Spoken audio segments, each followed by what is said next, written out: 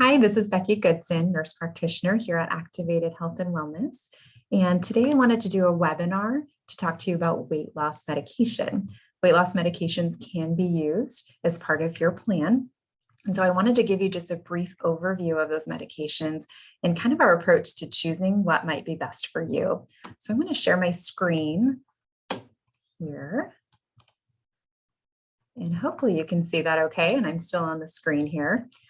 So this is called weight loss medication, a personalized approach. So first, before we get going, we just have to say that obesity is a complex disease, and there is definitely not one size fits all approach to tackling weight loss and obesity. So you can see from the graphic on the left that if you can zoom it in, there's all of these little lines that interplay with each other and cross over and kind of weave together. And if you could look at all of the teeny tiny details, you could see how there are just different influence inside the body with our genetics, with how we sense appetite and outside factors, and how we get food and social influences. There's so many things that go into this disease state. And if you have ever heard a healthcare professional tell you that it's just about diet and exercise, or you just need to eat less, you just need to move more, I'm here to tell you that they don't understand this disease, because it is very, very complicated and complex. So weight loss medication is just one component of a comprehensive treatment plan. Nutrition and physical activity are very important, along with behavioral therapy and sometimes bariatric procedures or weight loss surgery. But weight loss medication is certainly an important one, and that's what we want to talk about today. There are some eligibility requirements to be on a weight loss medication.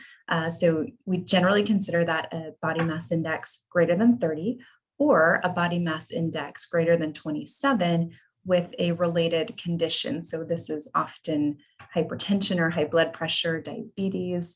It could be acid reflux. So usually there's some complication associated with having excess weight.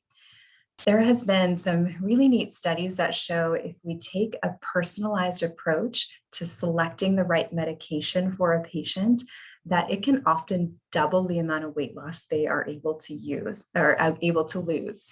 So that's what I want to kind of take this approach of today. So next, I want to show you some different characteristics associated with excess weight. So we kind of can call these different phenotypes associated with obesity or with overweight. And so this is how I want to talk to you about the medications, because all of the medications work in different ways in our body to target these 4 pathways. So the first pathway is what we call the hungry brain. And the hungry brain is really our brain's ability to sense when we are full. So when we start eating, when that meal is over. And some people can eat and eat and eat, and they never really get that sense of satiety from food. There has been studies that have shown that people with obesity on average don't sense that fullness or satiety until they've had about 150 calories more than someone that is a normal weight. So that's the first one, is hungry brain. The second one is what we call hungry gut. And the hungry gut also refers to satiety, but this is really our gut hormones that are involved in how we sense fullness and how we sense fullness even in between meals. So some people will feel hungry all the time. And usually that's what patients tell me, is they're like, gosh, I am hungry all the time. I think about food constantly because I never really feel full from my meals. And these people might be prone to just eating or snacking all day long. The third characteristic here is what we call emotional eating. And this is one most people are familiar with. This is where we're eating in response to either positive or negative emotions. So you get the promotion and you want to celebrate with food, or you have a really crummy day at work and you want to soothe with food. So we call this hedonic eating. So sometimes it's just those cues we may not even be aware of that make us really want to eat in response to how we're feeling. And the fourth characteristic we call the slow burn. So this really refers to how we expend energy So this could be how much you move and exercise, or this could be your metabolic rate. And when patients come into the clinic, we use our Tanita scale, which gives a body composition. And one of those numbers you might notice is BMR, or basal metabolic rate. And that refers to basically how many calories your body needs just to exist, not counting movement or activity, just to have all your bodily functions work. And again, research shows us that there is such variability in basal metabolic rate. And even when people do the same exercise, so we can have two different people do the same exercise at the same kind of intensity, and they will burn different rates. So some will burn more calories and some will burn less. So there is some complex things happening in the body that go into how we expend energy. So the first group of medications I'm going to present to you focuses on the hungry brain. So the most commonly used medication, and the medication that's been around the longest, is phentermine. Phentermine is a stimulant. It has a stimulant effect in the body that may decrease appetite, hunger, may increase energy and metabolism. And phentermine has some common side effects, and the side effects listed here and throughout the presentation are not obviously an exhaustive list. There are more, but I tried to key in on just a few side effects to be aware of. So constipation and dry mouth are common. This is a very drying medication, which can be good because it forces you to drink a little bit more water, which is also important in weight loss. Insomnia can be a side effect, and that is really dependent on what time you take the medicine. So if you're taking it later in the day, you may not be able to sleep. It might not wear off in time. There are a few contraindications, so people that we just wouldn't recommend phentermine for. Obviously, pregnancy and lactation is a contraindication. Uncontrolled hypertension is a contraindication, and the key word there is uncontrolled. We use this plenty in people with controlled hypertension. Hyperthyroidism is listed. Closed angle glaucoma, which is the more rare form of glaucoma, and then severe anxiety or mental health issues. So sometimes that stimulant effect can exacerbate anxiety. So if anxiety is not really well controlled, some folks won't do well. They don't like that activating kind of feeling. So we're cautious with that. The next medicine listed is Qsymia. Now, Qsymia is a combination of phentermine and topiramate extended release. So topiramate works in the brain, we believe through GABA receptors in the brain, to reduce appetite and increase feelings of fullness. I often will say to patients that if I was going to take a weight loss medicine and there was a big chocolate cake sitting in the break room, phentermine might be, oof, I'm not hungry for chocolate cake. Topiramate would tell my brain, I don't even crave it. I don't even want it anymore. Like I might, if I, wasn't on topiramate and I saw the chocolate cake and I'm like, I'm going to eat that because it's good. So topiramate works in that way in the brain. There are some side effects with Qsymia that we tend to see. Tingling and numbness is a common side effect, usually affecting the hands and feet. It is dose dependent, meaning you don't see it much at lower doses. If you go up in the dose, you see it more. It is a side effect that tends to go away over time. So we do see the longer people take it, if it is bothering them, it can go away. Sometimes people will have brain fog or word finding issues where you just kind of can't think of things fast enough. Maybe, again, it's dose dependent. We don't see it as much with lower doses, and it can be something that you get used to over time or it goes away. An interesting side effect that I think is actually helpful is it can change the way things taste, especially carbonated beverages. So there's something in our brains, this pathway called carbonic anhydrase, that makes carbonated beverages taste flat in some people. Or I've had people tell me that sugar just doesn't taste as sweet or it tastes funny. So even though it's a side effect, it can be a therapeutic side effect. And there are some contraindications listed: pregnancy, and obviously with phentermine in it, we have the same contraindications there. We're cautious with women of childbearing years. We like them to use some form of contraceptive because we don't want to use topiramate and become pregnant. Diethylpropion, or what we call tenuate, is also listed. This is another stimulant. We tend to use it in people that might be sensitive to that stimulant effect. So it is a little bit weaker. It's generally a little bit better tolerated. A nice thing about this medicine is there's a low dose that you can take 3 times a day. So if you are somebody that specifically struggles with overeating your meals, especially in the evening, you can take a low dose of diethylpropion to help get through maybe a dinner, but still have it wear off so you don't have any side effects of insomnia or trouble sleeping. The next group of medications are for the hungry gut. And if you love science, I gave you a little graphic so you could see these GLP-1 receptors. So this group of medications that we're going to talk about are called GLP agonists or glucagon-like peptide agonists. So we have these GLP receptors in our gut, and they actually work in 5 different ways. So if you look at the picture, you can see how these peptides, they affect each kind of system as far as our brain and our stomach and our liver and our heart. These medications were actually developed first to be used in diabetic patients. And because there was such a great weight loss component, they are starting to roll these out for the indication of obesity. Glucagon-like peptide agonists, they improve glucose metabolism. They increase hormones in the gut responsible for feelings of fullness, and they can also slow gastric emptying. So sometimes I'll tell patients when you start eating, it's like Thanksgiving dinner where you feel fuller sooner in your meals. And so people tend to eat less. And then gastric emptying just means how quickly food moves from your stomach through your intestine. And so if that is slowed down a little bit, this can help you between meals to not feel so hungry because you're still kind of, having that food in your system after you eat for a longer period of time. So that can be helpful. There are common side effects, as you can imagine. If this works in the stomach, it may cause some nausea, some diarrhea. These, again, are dose dependent, so they're very well tolerated in lower doses, and we increase them slowly to help you tolerate it better and not experience side effects. And usually we can find the right dose to find that place where it works really well without giving you nausea. There are a couple contraindications with these medications that are listed. These are some more rare disease states, so most people are going to be eligible, but I listed them there just so you could see.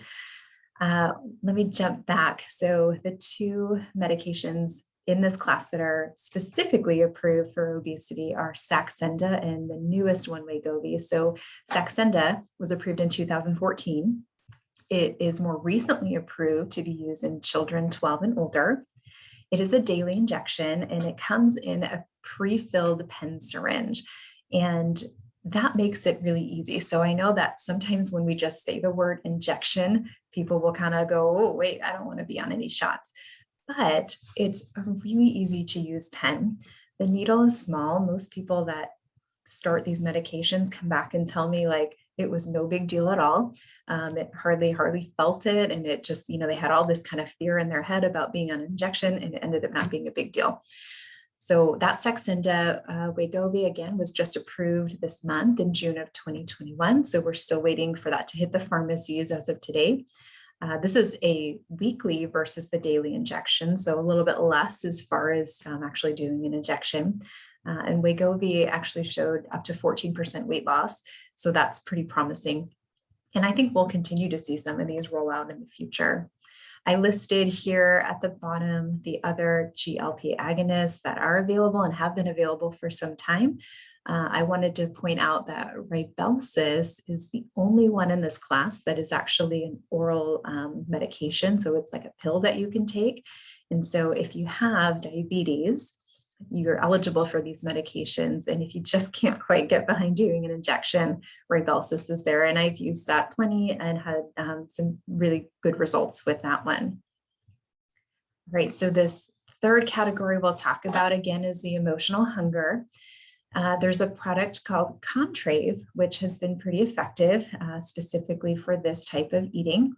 Contrave is a combination of bupropion and naltrexone.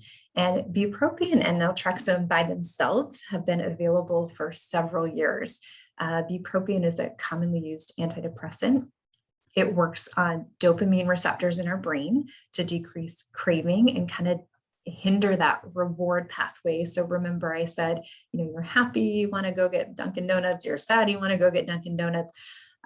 this kind of blunts that reward that you get from eating.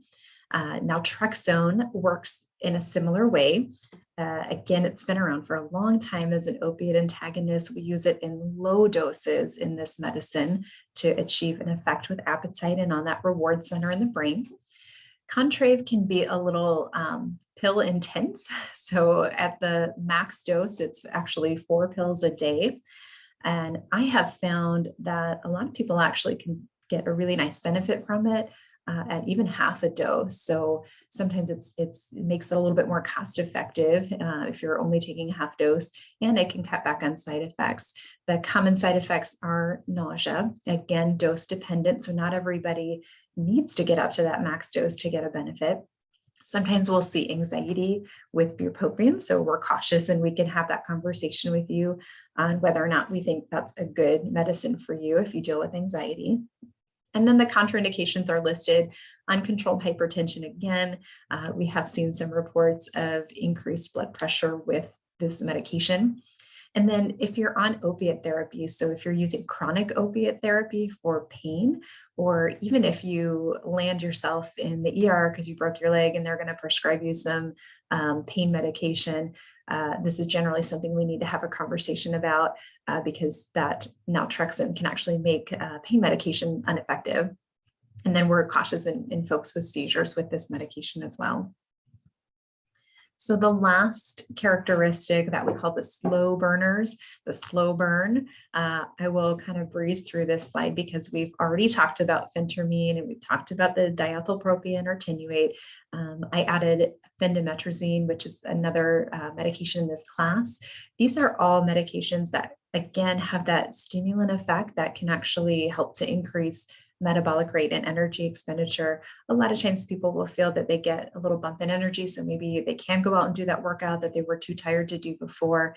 And then some people that take these they seem to just burn more efficiently when they're on these medications. There's a few medications that fall outside of those 4 characteristics that are worth mentioning.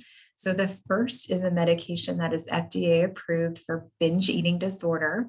This medication is called Vyvanse. And I mention it because binge eating disorder is the most common eating disorder in our population. So a lot of times we think about anorexia and bulimia, and we tend to forget about binge eating disorder. So it affects 2 to 3% of the population, although adolescents with obesity, it's much higher. And 30% of adults that are seeking care or medical treatment for weight or obesity can have binge eating disorder. So it's something that we're aware of. And I just want to bring it to your attention because a lot of patients, they know there's something kind of wrong, but they can't quite put their finger on it. And so it's worth having a conversation with us if you feel like maybe that could be going on for you, and we can screen you for it and we can treat it appropriately, because the way we treat it is a little bit differently, and it's a little bit different approach than we would have to somebody that doesn't have it. So again, Vyvanse, it's a stimulant medicine that was first approved for ADHD, but now is labeled for use in binge eating disorder. And I have seen this work very well in folks that have this condition. I wanted to mention Orlistat, which is an FDA approved medication. It is over the counter at this point. It does block absorption of fat through the intestine. The only caveat here, though, is if you have ever talked to anybody who's taken this medication, you have probably heard horror stories about this medicine, because if you're not absorbing that fat through the intestinal wall, it's going somewhere. And there can be some pretty awful and legendary side effects with loss of control of bowel movements or some pretty severe flatulence that might hit at the exact wrong time. So this one can be a little bit tough to take, even though it has been effective. And then the last thing I wanted to mention is off-label medication. So when we use medicines off-label, that basically means that we're using a medication for something that is not what the FDA approved it for. And this is very common in medicine. It is very common in the treatment of obesity. I listed a few medications there. We use metformin quite a bit for what we call insulin resistance, or to help people that maybe aren't diabetic, but they're in that pre-diabetic category, just to help their body use insulin and blood sugar more efficiently. We talked about Qsymia on an earlier slide, which is that combination of phentermine and topiramate. I would say sometimes we will prescribe phentermine and topiramate separately, but that is considered off-label, but we see some good results doing it that way. So there are reasons, and we'll always tell you why behind what we're doing, that we can use medications off-label to help. And then lastly, I wanted to mention, and you can see from this graphic that it is very common to have different pathways associated with our eating patterns and different pathways that lead to weight gain. So it's not that some people are only emotional eaters or some people are only having, quick gastric emptying. There's definitely overlap between these pathways. And we know that. And so when we talk to you about these things, we want to be very comprehensive. And we want you to know that sometimes we use more than one medication to approach weight loss, and that's okay. And it can be very, very helpful. Going back to what I mentioned previous, if we get the right medication for the right reason, we can actually double your success and your ability to lose weight. So we are here to help you. I hope that this was a good overview and helpful just to let you know what the medications are, kind of how they work, and how we help you select the right one that could be right for you. And I hope you enjoyed this. If you have any questions, we're happy to help. So reach out to us and we're happy to answer your questions and see you in the clinic and go over these medications specifically with you to see if they would be a great option. So thanks, and I will see you soon.